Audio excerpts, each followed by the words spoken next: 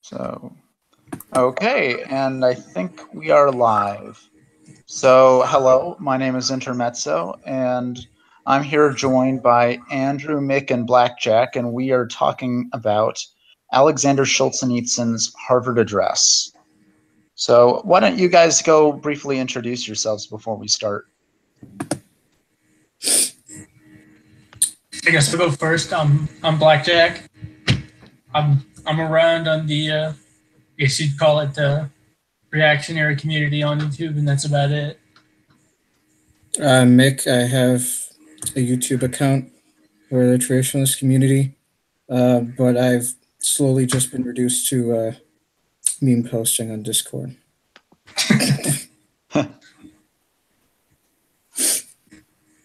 Yep. Peter? And like I know, like I'm the person who's in charge of this channel. And so so this is the reason why I wanted to really do this discussion on this particular speech. So back when I was in high school, I actually did read a little bit of Aleksandr Solzhenitsyn's works, specifically A Day in the Life of Ivan Denisovich. But for one of my assignments in high school, my teacher actually recommended that we read this, or she didn't recommend that we read it, but she gave she wanted us to kind of know that this speech took place. And she wanted to go through some of the points in this speech that she thought was important and kind of compare and contrast that to a book that we were reading in class. And lately, just over the past year or so, I've really started to read a little bit more reactionary things. And this piece was one piece in particular that I really wanted to read. And I just found it very fascinating and kind of enlightening, an enlightening work that I think is really useful, really for us in the modern world, specifically because it was written only about 30 years ago, and it's still fairly relevant today. And so I just kind of wanted to have a talk on it. So, so first of all, so I've actually highlighted a bunch of it, and so I first want to go ask everybody what everybody's thoughts were on it. Prophetic, given when the speech was given. Mm-hmm. What things do you find prophetic about it? Oh my, almost everything. He got a lot of it. He got a lot of it right. I can't even begin. Also, idea that the West is going to be hindered by short-sightedness, which is mostly. Well, the thing is, Mick, I'm sorry to interrupt, but the thing is that he was making observations, not predictions. I know he was making observations, not predictions, but even through those observations, it's prophetic in a way. Like he wasn't declaring that these things will happen. He's like, this is what's likely to happen given the way he was saying this is what is happening. Or what is yeah. So Blackjack, let's just I'm interrupting you, right? Yeah. Well, the thing is that people weren't really thinking about this stuff at the time. That's what I mean. Like we're not seeing like the bad results of everything, basically everything that he's talking about until now, Mm-hmm. That's what I mean by prophetic. The fact that all these topics he's talking about now would be considered like huge like negatives and would deeply hurt the West. We're only seeing that really unfold now. He was seeing what was happening, at that period of time starting to unfold, but I don't think anyone could have listened to him and thought,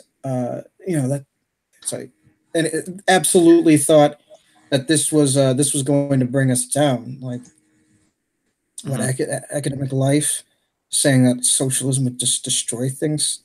Come on. Yeah. So Blackjack, what are your thoughts on it? So I really liked the way he juxtaposed the different problems in the East and the West. And you do see a lot of this play out, right? He mentions that the East has a lot of soul, but at the time it was lawless. And Yeah. I think you sort of see now Eastern Europe balancing itself out in a way that Western Europe really hasn't. Yeah. But I mean, I don't want to sound too much like the based Poland guy. Yeah. So, Andrew, what do you think? It's quite an interesting little bit, given historical context, especially since it's coming from a sort of conservative Russian coming out of the Soviet Union. So he's being able to observe the West in sort of a very particular lens that actually lends some very interesting critiques and observations that are sort of, it's understandable why people at the time kind of reacted the way they did to it, since they were kind of coming right out of this would have been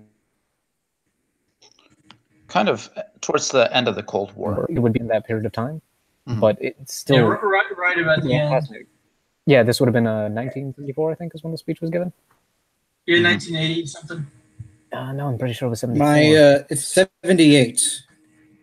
78. So okay. this was before basically the final stage of the Cold War, which was sort of getting towards the end, but still going on. And it's still like this would have been sort of culturally, the Soviet Union is still the big bad guy in the world, and there was still that at least a certain level of consensus about that. So for a man to come in and say we're not heroes in the West is a particularly interesting thing to kind of see all play out. Especially coming from a guy that has a very, peculiar, let's say, political palette, giving his life story and where he came from, and his time as a political dissident in the Soviet Union. Yeah. So I think we can actually go start off on that point. I think one of the things that I found very, very interesting about this was so early on in his speech, he discussed about how how we tend to divide up the world into a first world, a second world, and a third world, and about how we believe, at least here in the West, we believe that everything is essentially going to arise and kind of move towards liberal democracies, about how we are the model for the world. Yeah. And I believe Solzhenitsyn profoundly disagrees with that. And I was just wondering, what's everybody's thoughts on that, and how do you think this really applies to the modern world? It's very applicable. They don't. I think it applies because people still don't really understand that these things that liberal democracies hold up as virtuous. They're not only are they not universally virtuous, but it's maybe possible that it's even wrong in some senses. And the fact that we perceive the error of countries that haven't become liberal democracies, I think he says, I'm just going to read the quote here. There's this belief that those other worlds are only being temporarily prevented by wicked governments or heavy crisis or their own barbarity and incomprehension from taking away Western pluralistic democracy and adopting the Western way of life. The way that we're looking at Libya and Syria is entirely based on that idea that what we need to do is get rid of these wicked governments and stomp out these terrorists, and suddenly we'll have Western pluralistic democracy. Holy Christ. Yeah, I know what you mean, Mick.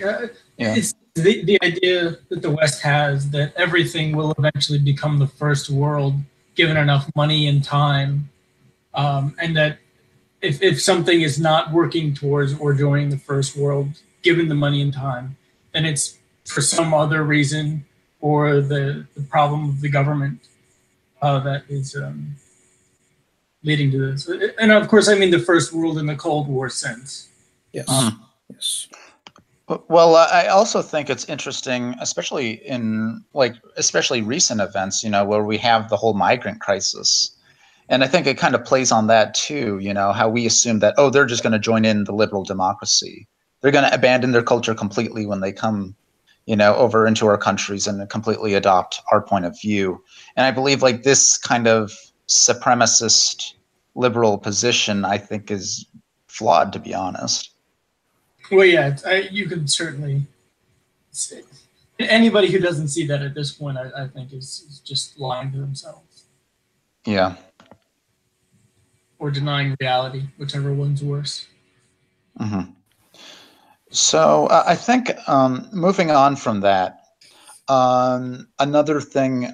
So one of the biggest things I wanted to talk about, which I believe is one of the themes that he essentially presents here, is that modern politicians, or at least people in the Western world, the ruling class, they lack courage.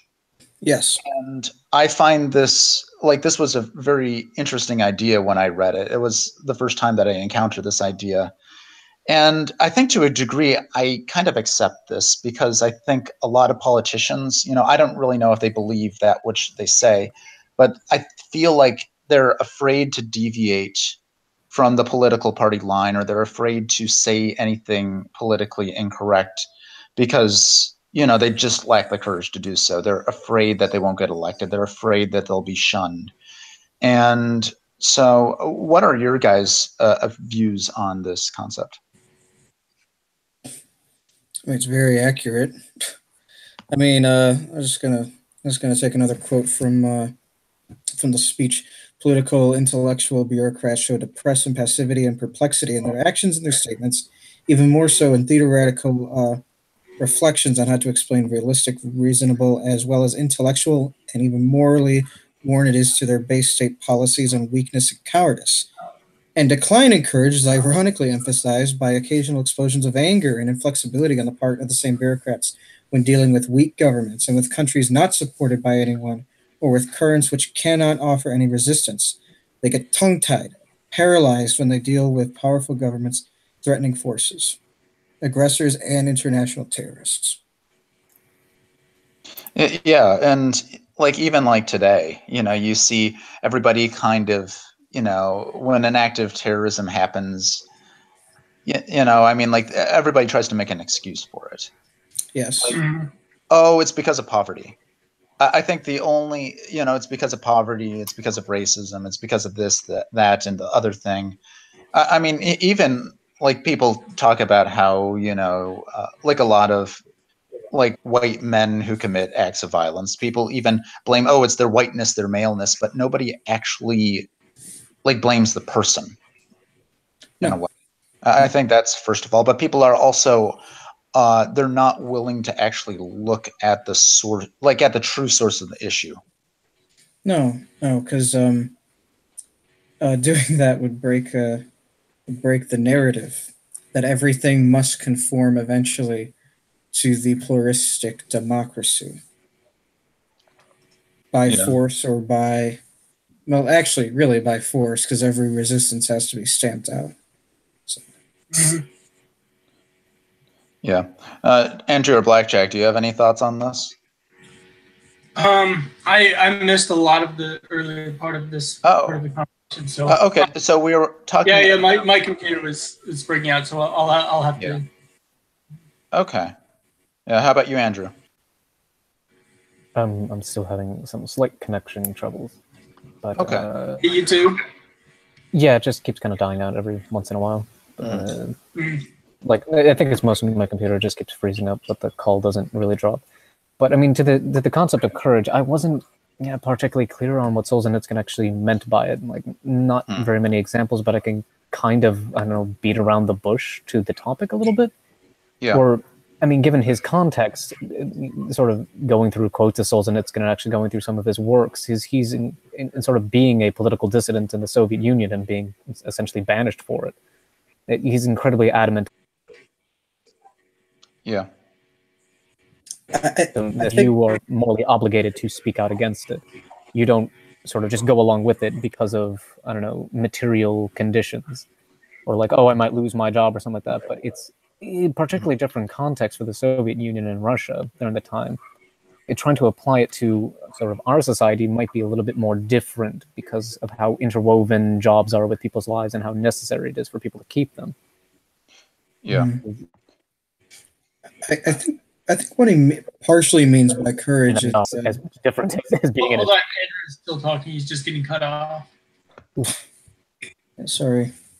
No, that's fine. I was just gonna say that I think what he at least partially what I meant by courage was the fact that you actually know what you're talking about and you know what's right and what's wrong, because in his example about the bureaucrats, it's kind of implied that the reason why these guys are, the reason why these guys act as they are is because they don't really know what to do, because they don't have an actual base of reference for their morality and therefore their action. Because he separates courage from, being angry and inflexible. So it's sort of getting ahead of ourselves, but he sort of pinpoints that the American, or at least Western democracies, have become very materialistic and sort of very concerned with politics, very sort of surface level kind of things. And I would argue that it's very hard to be courageous about those kinds of things. How do you be with that here? Is it you have to be courageous defending something like a principle or a value or a moral, and the defense, of something actually dangerous. So those two things might be arguably interlinked, or you can say, one causes the other. Yeah, I think even like later on. Oh, go ahead. I was going to say, if I'm understanding Andrew correctly, it seems that if we follow that, then Solzhenitsyn's main complaint would be that in the West, there's nothing really. People don't have anything that they value higher than material conditions, which, if that's the case. Yeah, at least from my understanding of him, he kind of points out the way how we get there, sort of unabided freedom, but with no responsibility at the end of it. There's no duty, so it's just, there's no real measure anymore.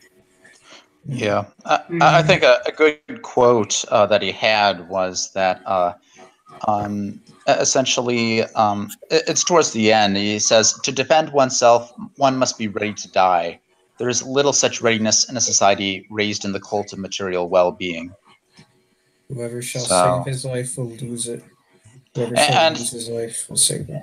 Yeah, and he was mentioning this kind of later on in when he was discussing about evils that America had committed, but also to like examples like the Vietnam War, where he felt like America was essentially cowardice and backing off in the Vietnam War and essentially surrendering a population of 30 million to suffering and pain and torture. So, yeah. And I think this is like I'm kind of an isolationist. I kind of, to some degree, I kind of felt like we shouldn't have been we caused a lot more problems in Vietnam than we should have. But I do find this notion that we're not able to finish things anymore. And I kind of think that is one thing that our society just, we don't want to finish anything. As soon as it becomes too hard to do. So as far as isolationism goes, I think that if you're going to get involved, you have to understand the end game. And the main issue with Vietnam wasn't there was no real problem with the war itself. The problem was more so with a lack of an end game. The goal was to get out was basically to remove communist influence from Vietnam, but at the end of the day, that's not really a very achievable goal. The goal should have been to create a Vietnam that was stable enough to withstand communist pressure by itself. And you could have done any number of things. You could have invaded the North or made the South more able to hold itself up.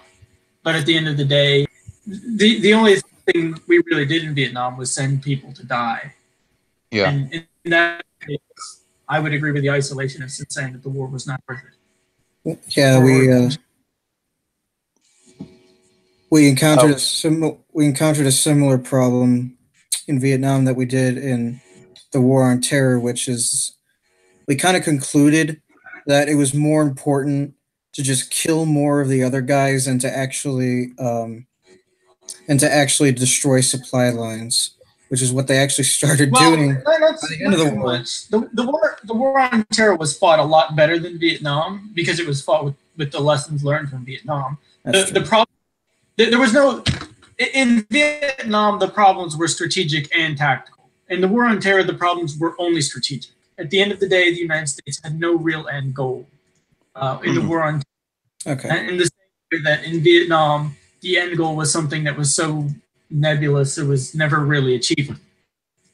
In a lot of ways, actually, the goal for Vietnam was a lot better defined than the war on terror. Yeah. I mean, it also didn't help that that we had a bunch of bureaucrats that didn't really know what we were fighting, and they just kind of told everyone, "We're winning." Yeah. So, I guess kind of moving on from that, I think I would like to go over, like, continuing on the political thing, is that he has a very interesting concept that essentially our morality, it feels like it is, like we don't have a morality anymore, but now our morality is really defined by the law. Mm-hmm. And I found that to be actually one of the truest concepts in our society today. You know, whenever somebody does an action, like we don't ever ask, is it the right action to do or is it the wrong action to do? Often, like if it's, yeah, I mean, that's kind of almost the first thing that we ask, is it legal? Not is it right? And like I see this kind of in my profession a bit. So where a lot of physicians are more concerned about the legality of a decision rather than whether or not it's right or wrong. And I was wondering, do you see this like in your own lives? And do you think, like, how toxic is this to our society today? I think it's very toxic, but beyond that, I have sort of another question to ask. Times, when you're talking to somebody about something, do you explain the difference between and something being legal? Has how many people here have actually had to explain to someone that those are two different concepts entirely, whether or not something is legal or whether or not something is right? Well, if I ever do try to explain, they would kind of just be like, "Yeah, well, that's your opinion, man." Like the Big Lebowski. That's always the reaction I get. Sometimes, yeah, I've a couple of times. That basically what is right is something that is the opinion of an individual. But other times I've gotten confused looks. But I find it very interesting. People have sort of lost the idea, or sort of lost the concept that legality and morality. Well, I think it's because we currently view morality as like essentially an opinion, really, right? We kind of view people largely view morality as an opinion, because if we didn't view morality as an opinion, then we'd actually have to be concerned about a society with multiple different religious sects, and and a whole world really with different religious sects. Sometimes they're completely irreconcilable, like the Muslim world, But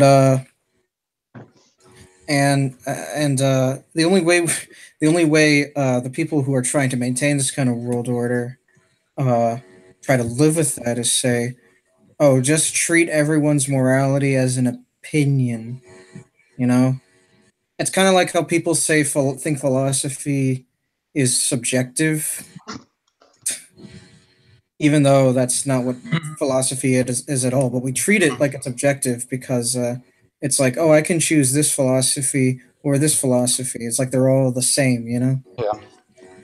But well, I think that actually relates back to courage, because I don't think I think that the reason why we want things to be subjective is because we don't really want to get in a discussion with other people. We don't want to get in debate. We don't want to call somebody wrong in a way. It's just so much easier to just kind of live and let live as opposed to actually say what is true. Right. I mean, I'd argue in a way that the reason why gay marriage was such a big deal to people was uh, because it felt like a moral victory to people who don't really have a true moral compass. Mm-hmm. You know what I mean? Yeah. They're kind of just like, okay, it's okay in society now, which means you have to be okay with it. You Yeah. have to. Yeah. You know? Well, I also, one of the things that Solzhenitsyn actually discussed a little bit later, so he was basically discussing about freedom and how he believes that, like, our freedom, that freedom really is a double-edged sword. That although they don't have very many freedoms in the Soviet Union, but we have completely unrestricted freedoms in the United States. And he kind of brings up this notion that essentially in the Enlightenment and humanism, that we have this notion that humans are completely benevolent, and that there is, according to him, to which there is no inherent evil in human nature, and that all the problems in the world all the defects of life are caused by wrong social systems, which must be corrected. And I kind of feel like that's kind of like a easy way to kind of weasel out of a lot of the problems. I mean, it's easy to blame a social system. It's easy to say, oh, everybody's really a good person, but it's a social system or a social issue that's causing the evil, and not to actually really, kind of expect something more of the person involved. Yeah, I agree. Mm-hmm. Yeah. So, also, do any of you guys have any topics that you would like to discuss on it? So I essentially have like highlights, like I've highlighted like half the thing, and so I can go on with topics that I find really fascinating about it. But please feel free to go bring up your own topics if you find something interesting. I like how he pretty much shattered this idea, especially back in 1978, that the shattered this illusion of the press being this truthful and independent enterprise. Like he saw right through that. Fucking stole my topic right out of my mouth. Goddamn. I'm sorry. You could talk about it then. I know you're passionate about this. You talked about it last night, I thought. Did I? No, I was talking about the. No. Okay, yeah, sort of, kind of, yeah, sure. No, I mean, just sort of, I guess, bringing everything into context. It's fascinating to watch Solzhenitsyn and pretty much anyone really who's come from that kind of environment where there's outright censorship, and him to look at a society like America and say, no, you have like pseudo censorship, with his comment on, like, the Soviet Union has censorship, but you have fashionable and unfashionable ideas. And if it's not fashionable, it's just kind of thrown under the rug. And it's like he's talking about a weird form of like social censorship or self-censorship, or like the censorship of the crowd, we might call it, which is a very interesting thing to actually point out within, to an American democracy where, prides itself on free speech and, freedom of ideas. And so that's actually quite interesting, critique, especially coming from someone like him. Mm-hmm. Yeah. Here's a quote that kind of highlights that, I guess. In the communist East, a journalist is frankly appointed as a state official, but who has granted Western journalists their power, for how long a time, and with what prerogatives? Mm-hmm. That's kind of yeah, the idea that we kind of hold, and it's a kind of bizarre thing, and I wish I actually had some time or direction to study up on this, but we have like this weird hero myth about the journalist, at least in America. I don't know about other countries or other cultures. Mm-hmm. But it's sort of like they're the truth tellers. They speak truth to power, and they uncover the truth and disseminate the lies and yada yada yada yada yada.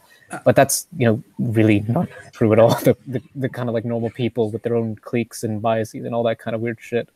Like we have this like hero image of Walter Cronkite of being this god savior of men. No, I think it's a combination of two things. The truth to power thing, that's sort of like an old journalistic idea that you might have heard of called mudraking. I think it starts with muckraking. Muckraking. I think it starts with that, and then it continues on to what was his face? They made a movie about him resisting McCarthy. You know who I'm talking about. What was his name? I'm gonna look up the movie quickly. Well, I was going to bring up Watergate. I feel like that kind of really got up to the front of everybody's mind. The newspapers are the sacred cow of society that they rescue us from everything. Weird, like, hero worship movies about, like, I remember there was a movie about, like, what was it, the Boston Globe, revealing pedophilia in the Catholic Church. Yeah, I think that. And then what is it? The new movie coming out with, who is it? It's not Dame Judi Dench. That's not who it is. It's the other actress. Yeah, where it's just like she's, her paper's gonna be shut down, but she's gonna speak truth to power, and it's like giving journalists this weird hero in ego trip is kind of bizarre in my mind because it's fairly ahistorical. Yeah, at least from my reading. Okay, so the guy. I don't know if anyone watching has ever seen the movie Good Night and Good Luck, but it's about Edward R. Murrow. Edward R. Murrow. Now, the thing about Edward R. Murrow is that he actually was kind of a hard-edged guy in both personality and his reporting style. And the thing is that people don't realize that that's sort of a once-in-a-lifetime kind of personality that you get in journalism. People always uphold him as like a standard, and that's completely wrong. You're essentially holding up this guy and saying, I'm exactly like him, and then and just go on do your own crap. Honestly, I would argue, I mean, this is kind of off the top of my head, but that America has basically 3 hero archetypes: the cowboy, the soldier, and the journalist. I mean, you're not wrong. I would say that the cowboy and the soldier are usually the same. Yeah. I mean, just like, well, the cowboy is more like the rugged individualism and saying, screw everyone, I protect myself. The soldier is the nationalistic embodiment of I protect my country. And the journalist is I get down to the truth kind of thing. So I would differentiate cowboy and soldier on those grounds. Yeah. I also would like to add the social advocate there as well, like your Martin Luther King Jr. Yeah, actually, that would be more, I would say that's a more recent fourth, because I would... I think there are definitely more than 3 hero archetypes. Yeah, I mean, this is kind of just like off the top of my head. Like, I don't know. But there are 3 that are... Yeah, but it's sort of like just characters in the pantheon of, American mythology. Yeah. I know what you mean. Yeah, okay. So, certainly the journalist, or the muckraking journalist is one of the archetypal heroes of American mythology. The hard-toothed journalist that's going to uncover corruption and protect the American democracy. It's, I mean, I hear that all the time. Journalists fighting the power is what is necessary for a healthy democracy. It's like a weird kind of, I don't know, truism that's constantly repeated, and it's something I've really seen to establish or explained in any real meaningful way. Yeah. Well, so I think it's a good archetype as long as we understand that at the end of the day, this is an ideal that when applied to actual people will always fall short. So we should think the world of journalists as maybe an archetype, but think of them the same as any other people, that they're fallible. Yeah, we have an idealized image, like the idealized image of the soldier as being like the brave warrior, fighting endlessly for protection, when in reality, being a soldier kind of sucks. As someone who's met, kind of like as someone who's met you.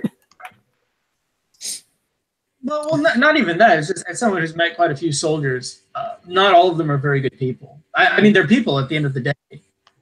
Yeah, we might be talking about 2 different things, because I'm talking more about like the, I don't know, idealistic representation of who they are, or what it means to be that thing. Like, to be an actual cowboy. I think we're kind of talking about the same. Idealized as like a John Wayne movie. Yeah. But so it's kind of like I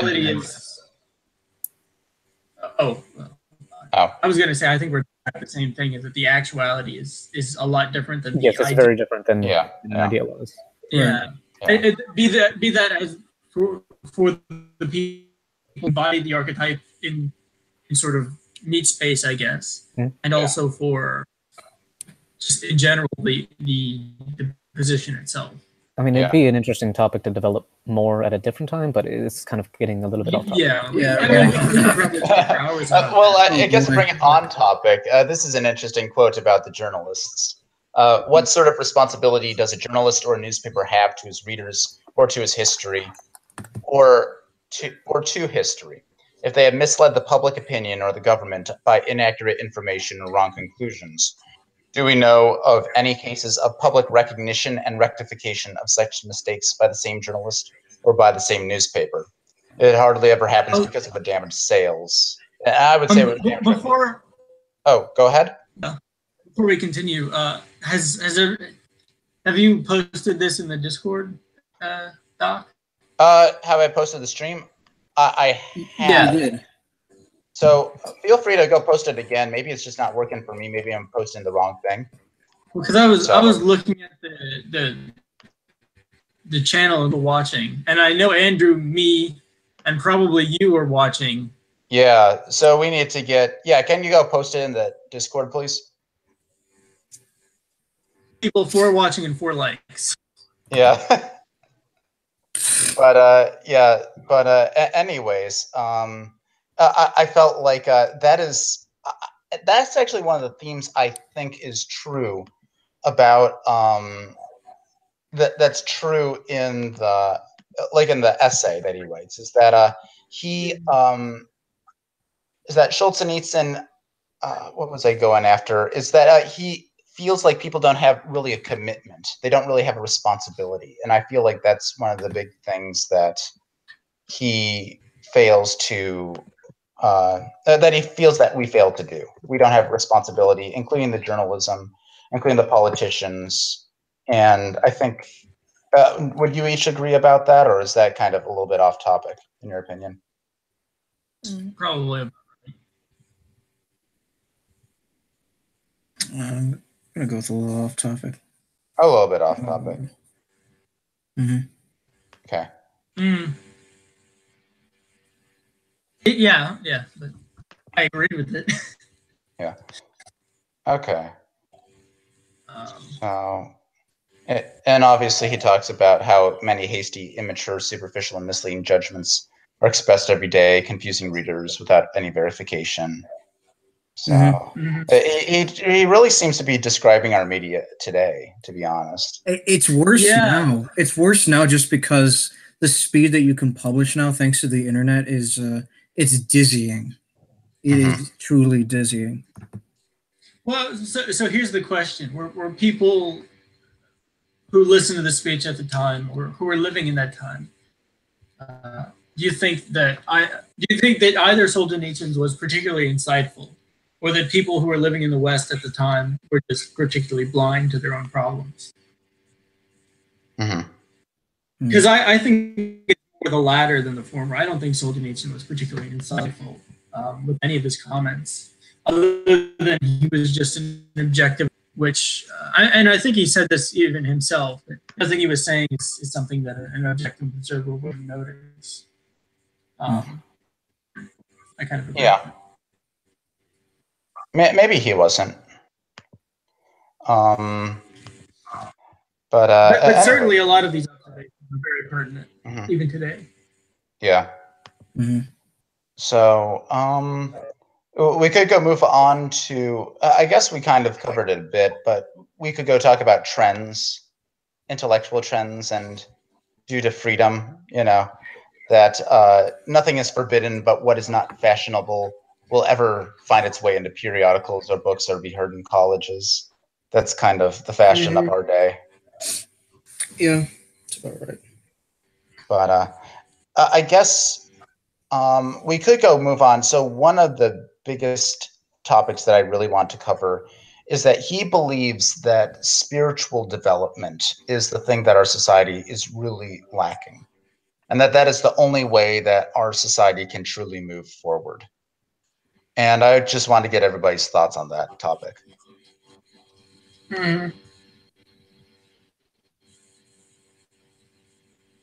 Hello? Yeah.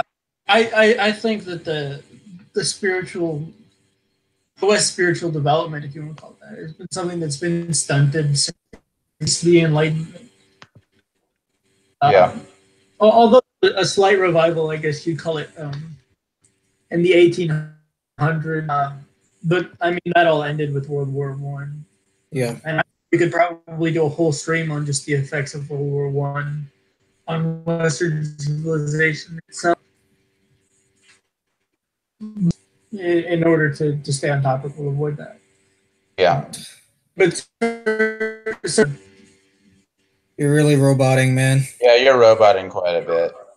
oh, I'm just taking frequent breaks. I might not be roboting, but if I am, I'll talk faster.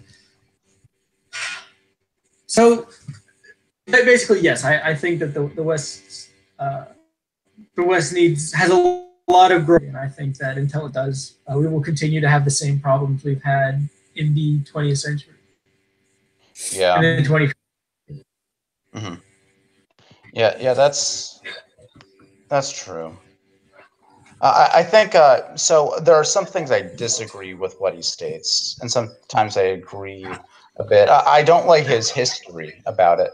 So he mentions that here in the West, the reason why we don't really have a spiritual understanding of life, really, and we don't have a spiritual way of thinking, was because we were too spiritual in the Middle Ages, and that we kind of rebelled against that in the Renaissance and through the Enlightenment, and that he feels like that is what's causing it. I think that's vastly oversimplified. But Yeah. Mm-hmm. But I think that might be. I'd agree with that. I think maybe that was more for his audience sake than for history's sake. Yeah. But I'm wrong about that. I think he is only somewhat correct when you take into account that if you look at the history of the world in terms of a democracy instead of an actual advancement in human thinking, then yeah, the Middle Ages would kind of look like that, because the only people who were really obtaining knowledge were the people who were in some ways lucky enough to be around those books and copy down those books and read those books. You know what I mean? Yeah. But for the common person, So I think when he talks about the history of the intelligence history, I think he's more so viewing it in the sense of democracy, which, given the fact that he's talking about the flaws of Western democracy, it's not completely unwarranted, but it's also not preference. So, yeah. Mm-hmm. Yeah, I do agree with him, though, that he says that in the East that they are becoming firmer and stronger to a degree, and he attributes this to 60 years of communism for the Russians and 30 years for the people of Eastern Europe. But even today, I still feel like, although Eastern Europeans might be tougher than people in the West, I don't really still feel like Russia's really a spiritual country. I don't really feel like it. Unlike Poland, I think Poland is probably a better example in our timeline today. But I feel like a lot of the Eastern Soviet countries or former Soviet countries, they're still not really, they're not spiritual, and they're kind of still falling into decay. Well, Russia, it's kind of simple. The government, in a way, still overshadows the church. Mm-hmm.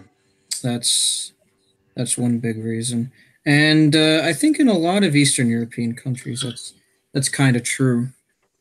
Yeah. They all have their own, essentially, state Orthodox churches, and at least a lot of them. Well, not very few of them, actually. Most of them are not that way. If you look at Eastern, like for example, Slovakia is predominantly Catholic. The Czech Republic is mixed between. Okay, so if they're not Orthodox or Catholic. All right. Yeah, the Eastern countries, or the Orthodox countries, are, I mean, really, it's just of the former communist ones, it's just Serbia, Bulgaria, and Romania, and of course Russia to a degree, Ukraine and Belarus. Those are the only real Orthodox countries that came out of the communist bloc.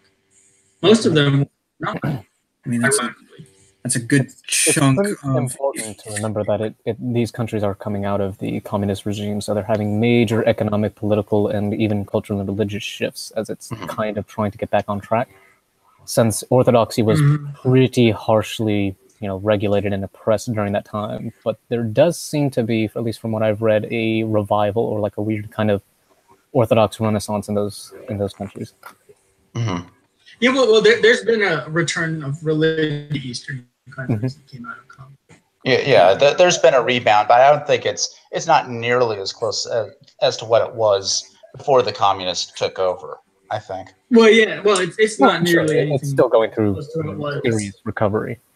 Yeah. Yeah. I mean, if you look at it, if you put them in the context of Western Europe, they're leagues ahead of Western Europe.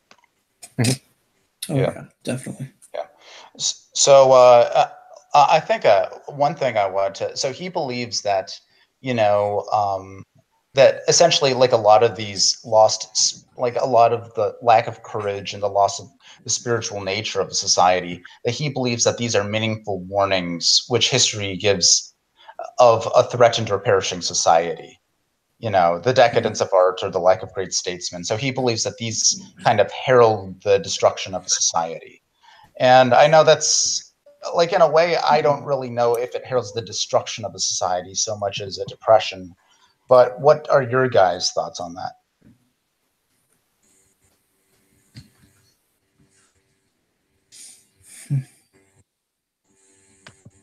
Feel free to take the bait.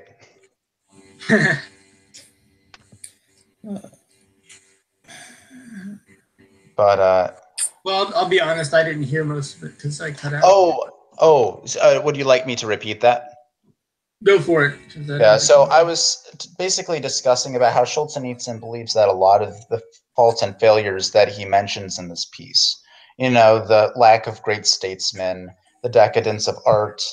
I think earlier he brought up like the youth, how they're no longer protected from pornography and other decadence. Yeah. He talks about like the media and essentially the lack of spiritual society, the lack of the spiritual nature of a society.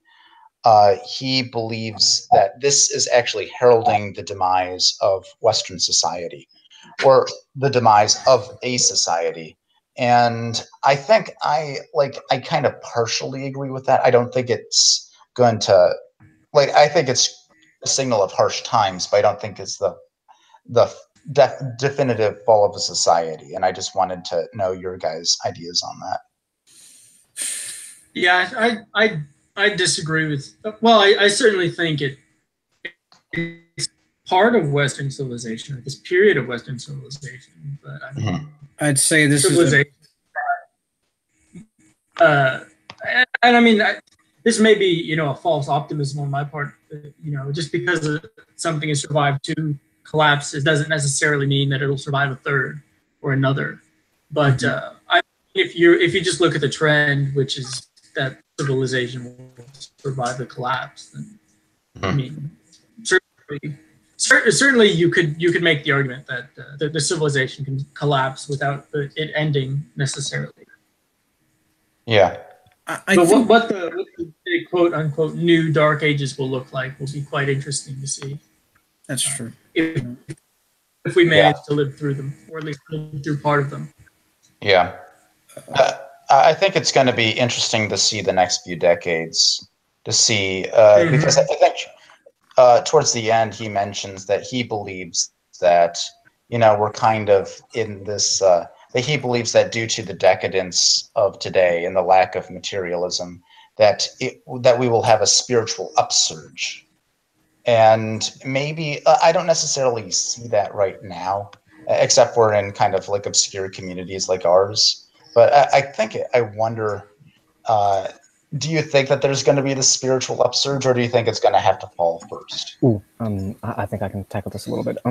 It's a little bit more of a complicated issue in my mind, is that what essentially is happening is sort of like a power vacuum, and it's becoming a bit of like, I would kind of like the political divisions of everyone coming further and further apart. I would kind of lay the feet at this kind of emptying of space, and it's just kind of turning into a battlefield, which I would use to explain the rise of some more, like, I guess, alternative political views, like the rise of like different forms of fascism, communism and Marxism becoming more and more tenable, or socialism. It's just everyone's looking for alternatives. They're returning to these grand narratives of like the 20th century.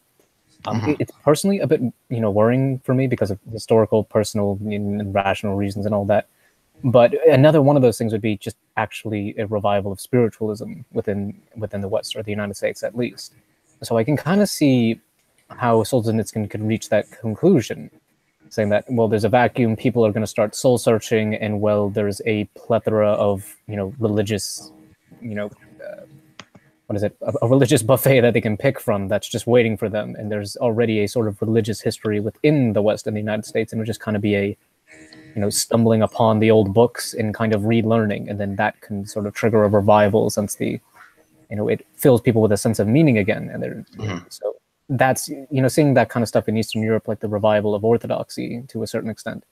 That would be kind of my guess on why it's happening. It's sort of coming out of its, from a shattered nation and trying to rebuild and going through shifts culturally, economically, and governmentally, having a spiritual core or set of principles helps stabilize a country and definitely stabilize individuals.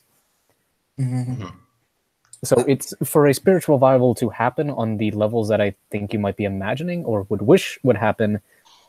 It might be on the horizon a little bit, because we're not all divisions and kind of decadence apart, that might exist now. We're not in the streets killing each other, like Weimar Republic or like revolutionary Russia or anything like that. It's not gotten, too bad yet. In all actuality, people haven't been driven, to the wall to start soul searching yet. I think people will slowly get there over time, over the period of their lives, I think, to where they're kind of gonna, do the whole career is my life thing for a while, realize, oh, this is kind of shit.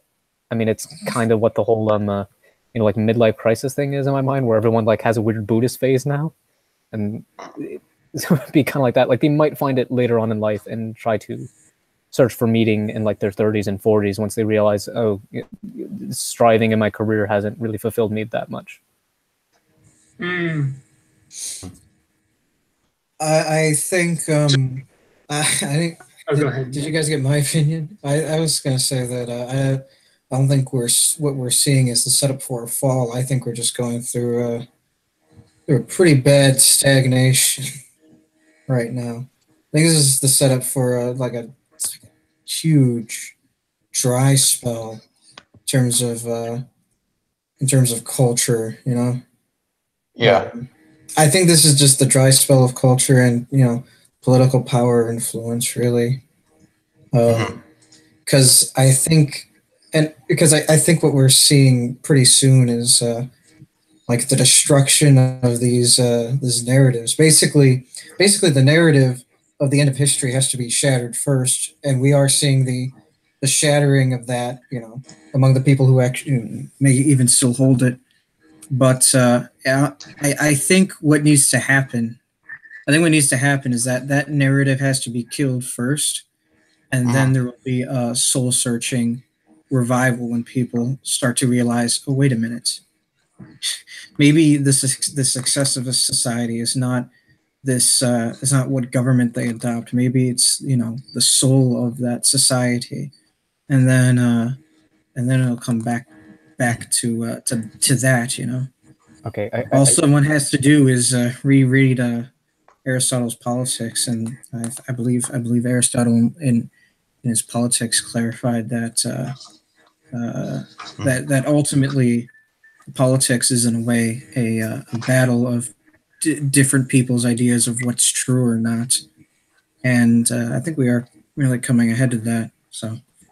For better or worse. I kind of wish I still had my stuff on metamodernism in front of me, because it kind of, I'll probably butcher this because I can't remember it precisely, but it's sort of I forget, two artists or art students, I can't remember exactly, sort of pinpointed that we're kind of entering a new age, from modernism to postmodernism in terms of art and culture. To where metamodernism is, okay, we're totally skeptical of the great grand narratives, you know, a la postmodernism. We're kind of very doubtful of the great narratives of capitalism, socialism, communism, democracy, all that kind of stuff. We're really skeptical and jaded, but we have a deep yearning for them to kind of be true.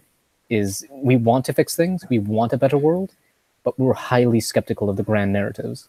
So there is a kind of yearning in the souls of the people of the modern age, and they're just looking for it to be filled, but it's filled with irony and kind of sarcasm and skepticism.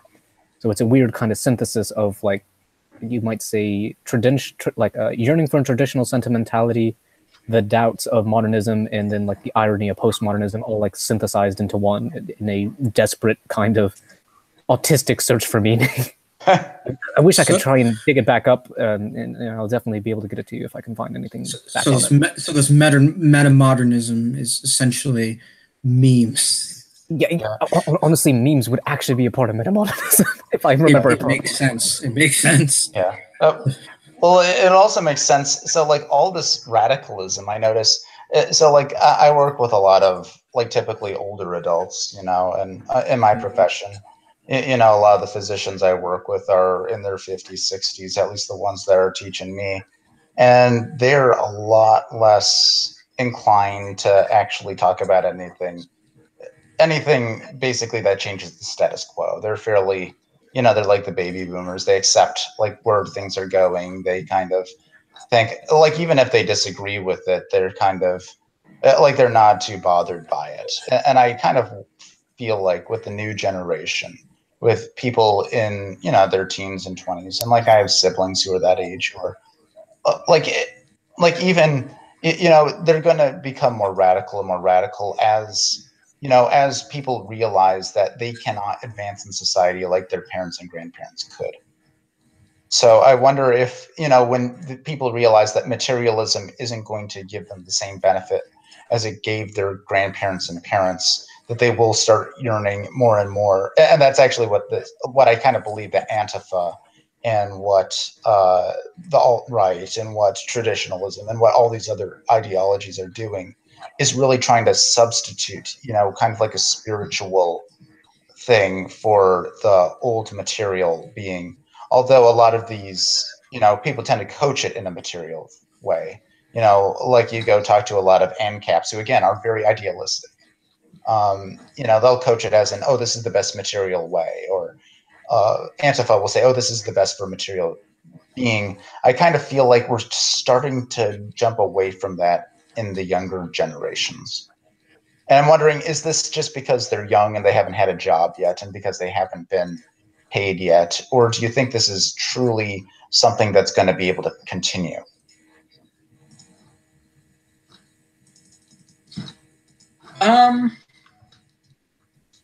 Interesting question. But I certainly think that at the end of the day, the present situation is unsustainable. So whether or not the extremism forms a new center somewhere, or I mean, at the end of the day, we're going to end up somewhere. You know, the center will shift dramatically one way or another, and I hope it's the direction that we want it to go. But certainly, I would think that this is, I mean, the present situation is unsustainable. Mm-hmm. Yeah. Yeah. We're interested to hear what Andrew thinks, because I kind of missed the question. I was fiddling around with a few things. Oh, I was just asking. So I kind of feel like younger people tend to be more radical because they kind of feel like they won't ever be able to reach the economic successes of their parents and grandparents. And that, do you think that this, you know, and this is kind of what makes them fall for more, quote, spiritual ideologies, such as the alt-right, such as Antifa, such as all these other radical ideologies. I was wondering, how much do you think this is going to be tamed if and when they do get jobs? And do you think that this is going to continue in the future? I mean, essentially, you're kind of hitting on like one of my niche issues. Sort of in my roamings around and kind of looking at sort of things like the alt-right, the traditionalists, and I haven't really had much, sadly, chance to interact with sort of like highly leftist type communities like communists or like anarcho-syndicalists or things like that. Just really haven't been able to interact with them. But sort of the things I've noticed is sort of what you're kind of talking about is like this weird radicalism that goes into this bizarre dogmatism that's kind of strange to me in a lot of ways. It's like I don't want to say cult, but that's like the only word that I can kind of describe it as, is it does fill their life with meaning. And I don't know if, I couldn't say for certain that it's, I mean, it's possible that it is part of the reason why they're doing it. Like they look at the world and think, oh, I can't be as successful as my forebears or my parents or anything like that. That's possible, but it also just might be, generic, I guess, social nihilism or sort of like a form of social depression. You might think about it, and that kind of put in those terms. And that is something that does really rub me the wrong way.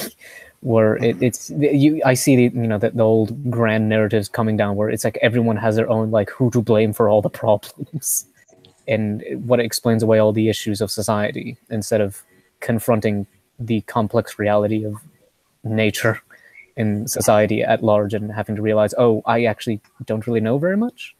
These are complex issues. I need to work with people to try and solve them, and some of these issues may never be solved. But it's like, giving into radicalism to escape a kind of nihilistic disposition. I don't know how much age or, getting a job and having to interact with, reality in life would ameliorate that. I mean, the things that kind of, I think, I guess, set me away from that. I mean, like one of the things is I took Socrates like deathly seriously, or it's sort of, constant self-questioning and questioning every single idea and, trying to figure out if they're justified or not, and not giving in wholly to any single one idea. And then also kind of being knocked off my rocker once before and realizing, oh shit, I'm a dumb kid and I don't know jack shit. I'm a fucking idiot. Yeah. And I think everyone kind of needs that.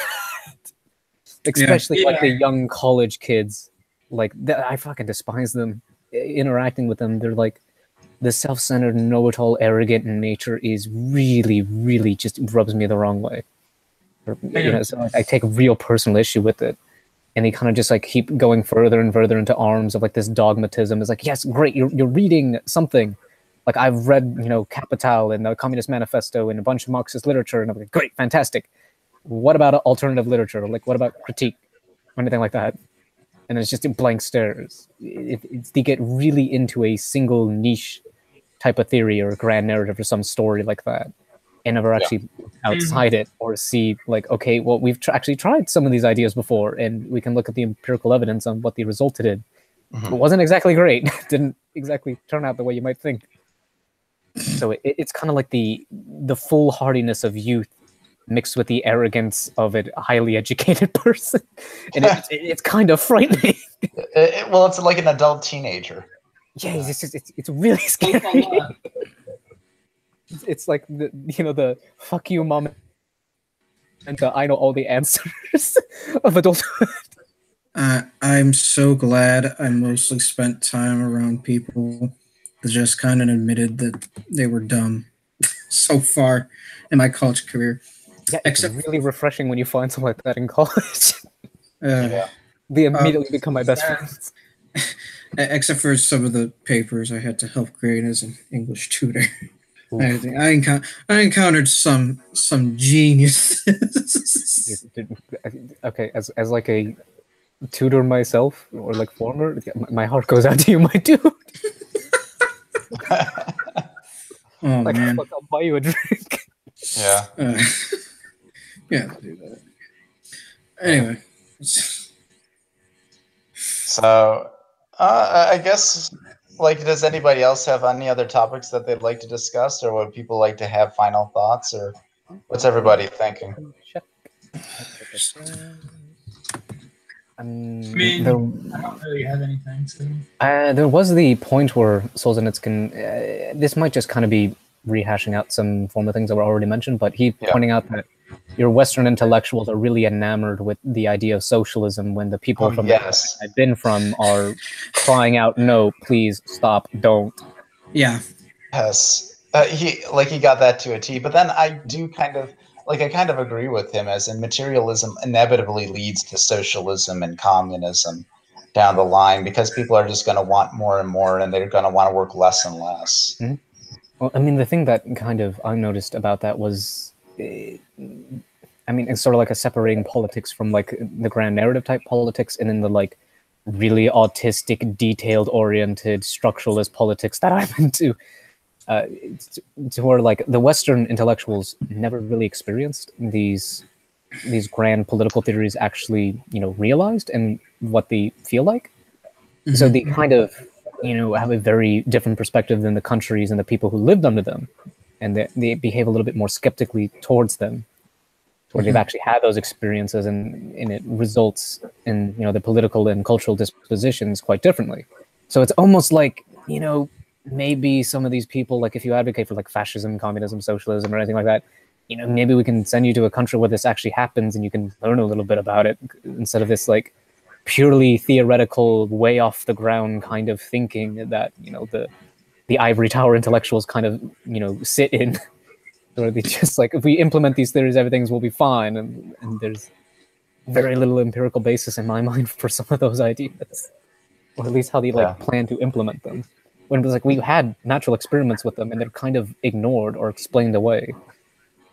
Yeah, I agree. I think that's the one thing that bothers me, even within our own community, is this notion that, like, I'm not an idealist by any stretch of the imagination, and I don't like these grand theories that are proposed, that, it's always going to be perfect, because I think that, people are wondering, when will traditionalism take over, or when will this take over, or what do we need to do? And I think it's going to be a perpetual battle. I don't think we're ever going to reach a world where the utopia is ever really met.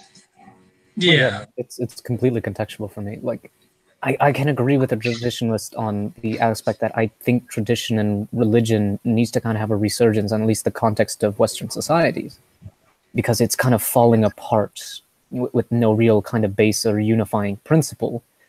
And it would just make me think, well, it'll just fall apart on political lines and balkanize or something like that, or civil war, who knows.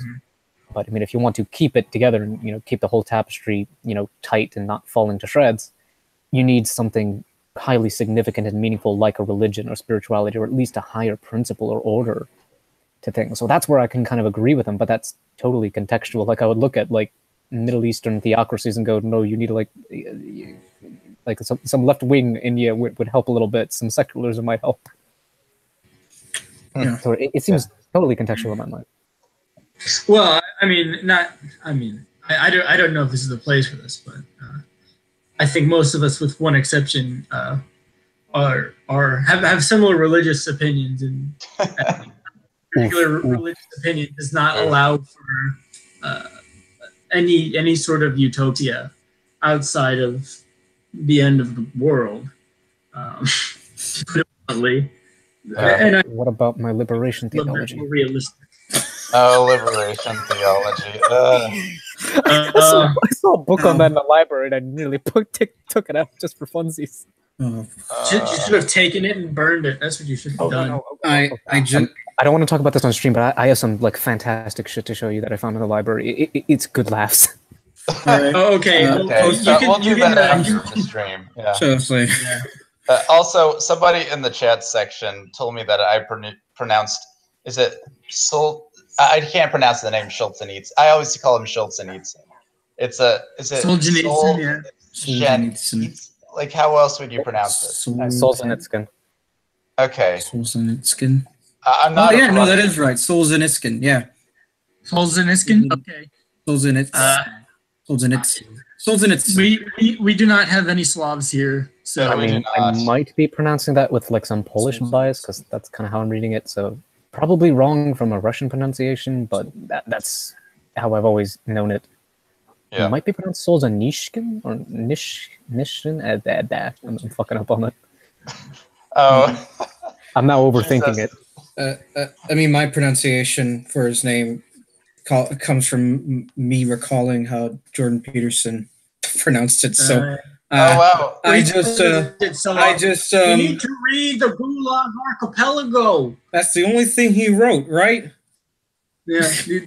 The only thing he ever did was say read Gulag Archipelago. Maybe it's but that's how I'm pronouncing his name wrong. So blame Kermit, not me. So I apparently was the closest, so I win. But okay, good job, Doc. Good job. You get 5 points. Yes, I only have a moderate auditory dysfunction then, or whatnot. You're the closest to learning some sort of Slavic language. Yeah, but yeah. So how about concluding remarks? So I guess I'll start. I thought this is a really interesting read. I think, to be honest, I wish I would have read it in high school. I'm kind of ashamed that I didn't, and that I kind of just took my teacher's word for it. You know, when she's told us, "Oh, you could read this on the side," but I kind of wish I did. I think it's a very interesting critique of the Western perspective from a non-Westerner, and I think we don't really see that too much in our culture. Nowadays the West is entire. I mean, even back then it had, but nowadays especially entirely bought its own bullshit.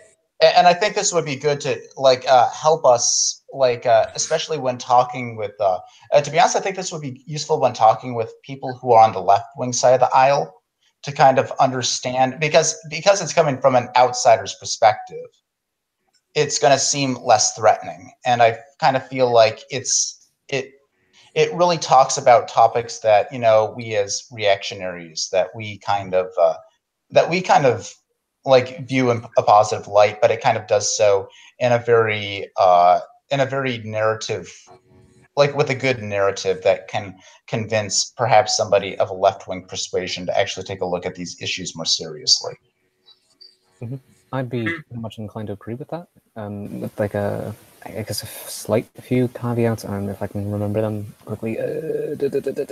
Oh yeah, it's quite interesting, sort of, like as I said before, in its historical context, and sort of it's a critique from a very particular viewpoint of sort of like conservative Russian, and it's a critique outside of the usual kind of Western or like American critiques of like colonialism or capitalism and things like that. So it's very refreshing, and honestly, I think a little bit of a deeper critique, since it goes right to the heart of the culture and to the society, at least in my mind.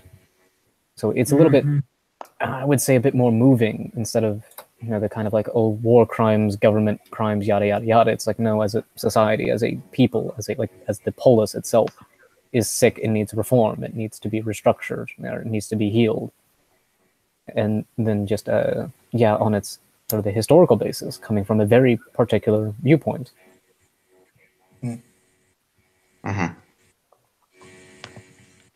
Can I add something here? Yes. Read the Gulag Archipelago.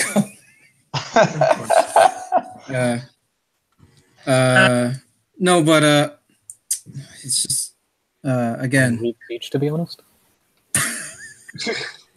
Oh God. Let's not do that here.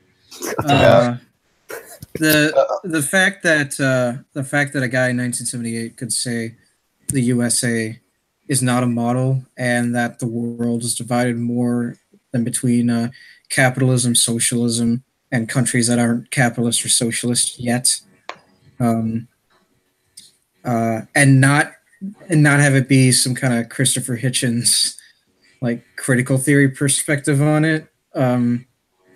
I think that's quite powerful, and really, it's still true today. Mm-hmm. Mm-hmm. I mean, it's called American exceptionalism for a reason. Yeah. So, Blackjack, you have any final thoughts? Nothing really important. So we can just end it here if you like. Okay. So I just wanted to thank everyone for listening, and take care.